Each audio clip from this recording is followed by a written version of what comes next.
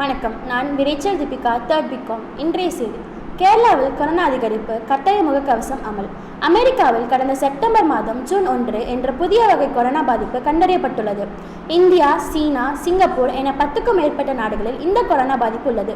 இந்தியாவை பொறுத்தமட்டில் கேரளாவில் 79 வயதான ஒரு மூதாட்டிக்கு தற்போது கேரளாவில் கொரோனா வைரஸ் பாதிப்பு அதிகரித்து வருகிறது. அங்கு தொற்றுக்கு ஆளானோர் எண்ணிக்கை 1523 உள்ளது. நேற்று காலை 8 மணியுடன் முடிந்ததால் ஒரு நாளில் புதிதாக 1999 பேருக்கு கொரோனா தொற்று பாதிப்பு ஏற்பட்டுள்ளது. 4 பேர் உயிரிழந்துள்ளனர். தொற்று அதிகரித்து வருவதால் அங்கு தினமும் 1000 பேருக்கு கொரோனா பரிசோதனை நடத்தப்படுகிறது.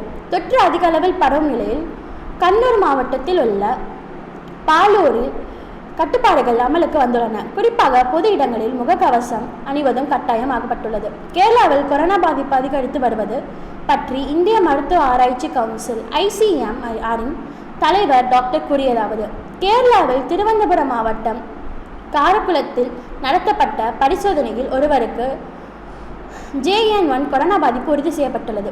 கடந்த சில வாரங்களாகவே அந்த மாநிலத்தில் தொற்று பாதிப்பு 7 முகாம் கண்டறிகிறது. அதே நேரத்தில் பெரும்பாலான இருக்க லேசான தொற்று பாதிப்பு தான் உள்ளது. அவர்கள் இந்த சிகிச்சையும் பெறாமல் தங்களை வீடுகளிலே தனிமைப்படுத்திக் கொள்கின்றனர். இவ்வாறு அவர் கூறினார். நன்றி.